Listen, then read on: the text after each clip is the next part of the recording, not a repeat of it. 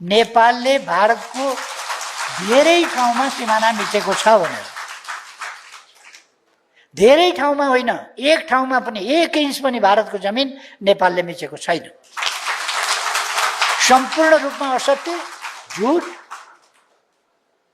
राष्ट्रघाती वचन प्रधानमन्त्रीले संसदको रोस्टमबाट बोल्नु हुँदैन थियो, तर त्यहाँ बोल्ने काम भयो।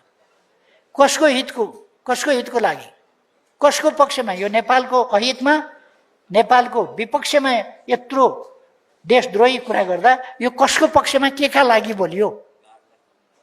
प्रधानमन्त्री त्यस दिन न कार्यक्रम, न प्रश्नोत्तर, न नियमावली अनुसारको कुनै कुरा, न बोलाइ, अनि गएर अचानक के सन्देश दिन खोजेको, कसलाई सुनाउन खोजेको? नेपाली जनतालाई हेप्न त योभन्दा बढी हेप्ने ठाउँै हुँदैन। तैपनि कतिपय मान्छेहरू अचम्म लाग्छ। अस्ति नै एमालेलाई मासु भात भन्थे। मासु भात मात्रै होइन, भात मात्रै होइन, त समर्थन गरेर कुदिया छन्। अहिले पनि यस्तो देशद्रोही कुराको समर्थन गरेर हिँड्ने मान्छे भात बाहेक के हुन्छ? भात। यस्तो कुरामा समर्थन गरेर हिँडेका छ कतिपय मान्छे। अर्को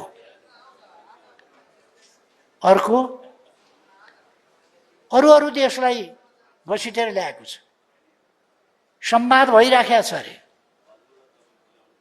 अर्को देशलाई खोइ इङ्ल्यान्ड कि कुन पो भन्थ्यो,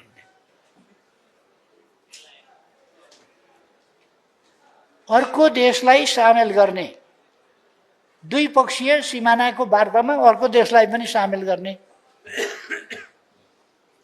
यति अकूटनीतिक, अराजनीतिक, अभ्यास विपरीत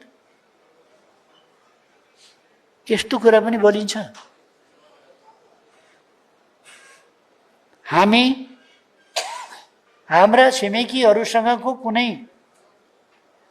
छलफल, वाद विवाद केही पर्यो भने त्यसमा आफै द्विपक्षीय हिसाबले बसेर छलफल गर्छौं, समाधान गर्छौं।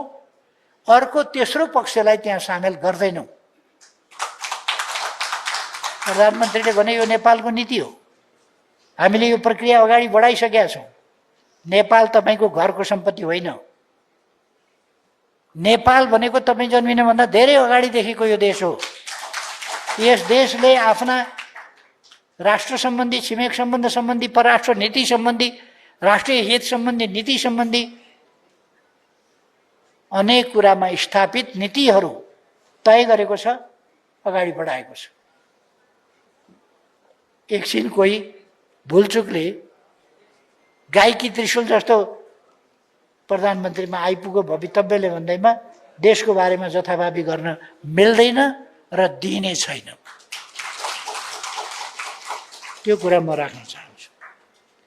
अब यस सम्बन्धी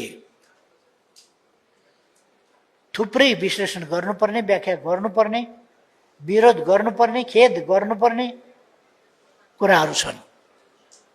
म कमसेकम प्रतिपक्षका मान्यहरूलाई धन्यवाद भन्न चाहन्छु। उहाँहरूले राष्ट्रियताको पक्षमा उठेर बोल्नु भएको छ। बोल्दा